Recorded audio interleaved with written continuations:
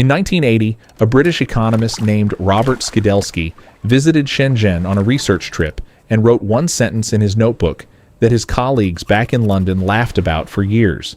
He wrote, "This place has nothing, and that is exactly why it frightens me." Shenzhen was a fishing village of 30,000 people. Unpaved roads, open sewers, buildings with no running water. The average monthly wage across all of China was $20. Not $20 an hour, $20 a month. The entire Chinese economy that year was smaller than the economy of Belgium. When Deng Xiaoping announced the opening of 4 special economic zones to foreign capital, Western governments sent polite delegations, wrote cautious reports, and returned home largely unconcerned. Here's the number that puts 1980 in perspective.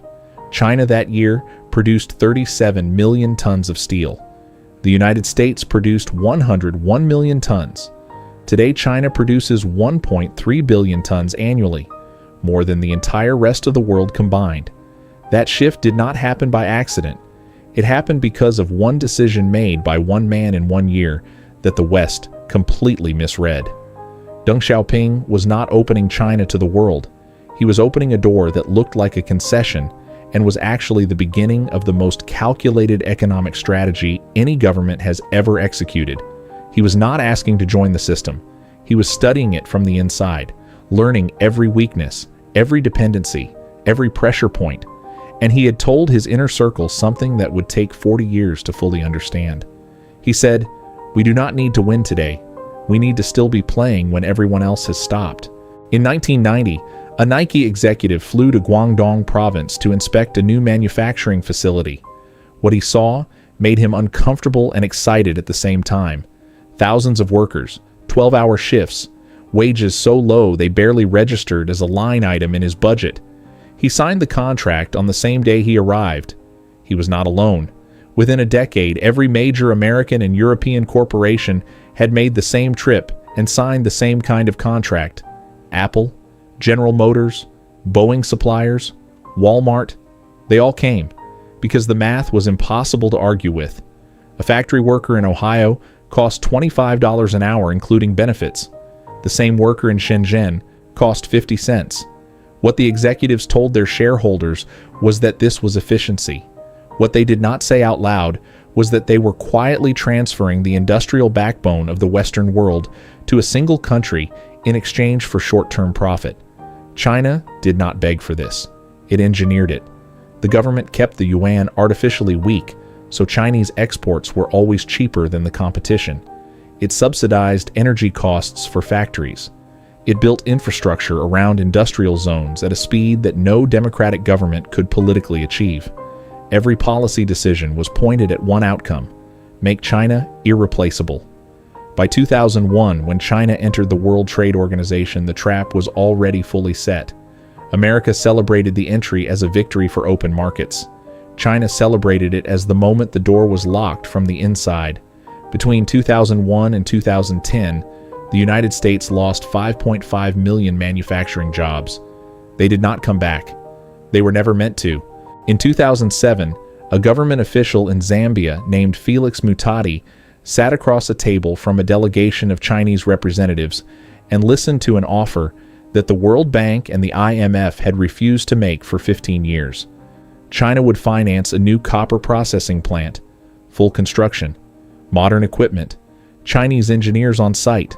The loan terms were long, the interest rate was low, and there was no list of democratic reforms required, no transparency conditions, no structural adjustment demands, just a contract and a handshake. Mutati signed, because what choice did he have? Zambia had copper that the world needed and no money to extract it properly. The West had money and a list of conditions that would take a decade to negotiate. China had money and a pen. This scene repeated itself across 40 countries in Africa, Asia, and Latin America throughout the 2000s and 2010s. A port in Sri Lanka, a railway cutting through Kenya, a dam in Ecuador, a highway in Pakistan. China financed infrastructure that changed lives and that no Western institution was willing to touch. But the contracts contained a clause that journalists only started reading carefully years later. In the event of default, the asset reverts to Chinese management. In 2017, Sri Lanka could not repay its debt on the Hambantota port. China took operational control on a 99-year lease, the same structure Britain had used for Hong Kong in 1898, except this time, China was holding the pen. The country that was colonized for a century had studied the colonial playbook with extraordinary precision, and then used it. In 2021, a taxi driver in Shenzhen named Wei stopped accepting cash, not because he had to, because his passengers had not carried cash in years.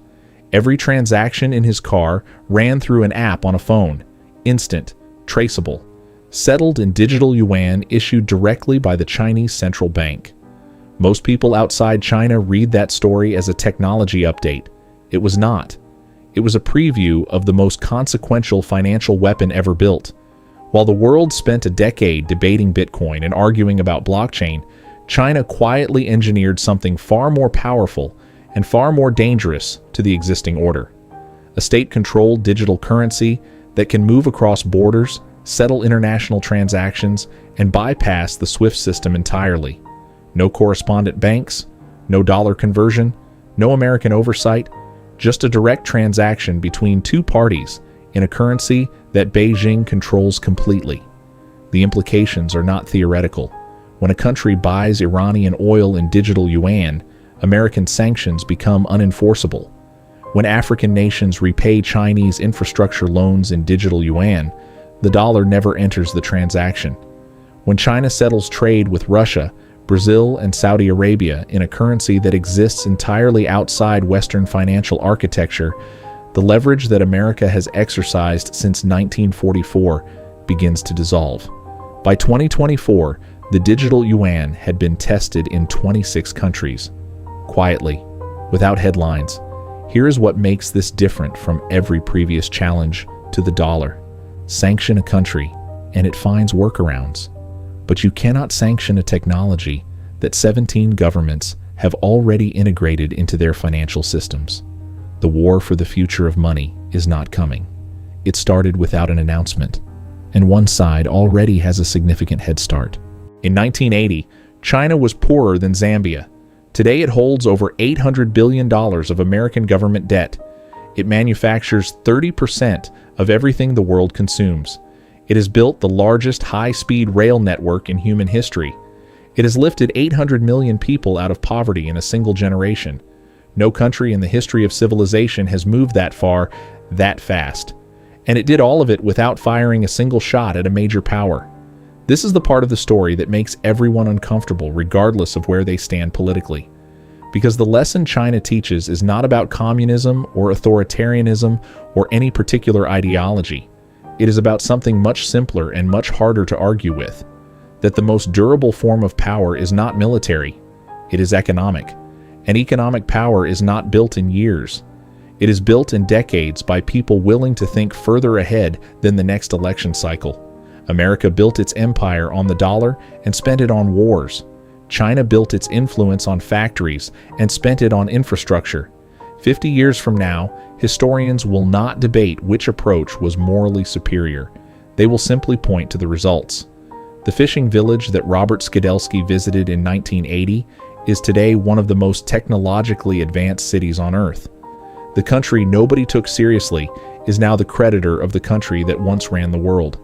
If this story changed the way you see power, money, and the next 50 years, subscribe right now and drop a comment telling me which country you think will make the same journey China made. I read every single one.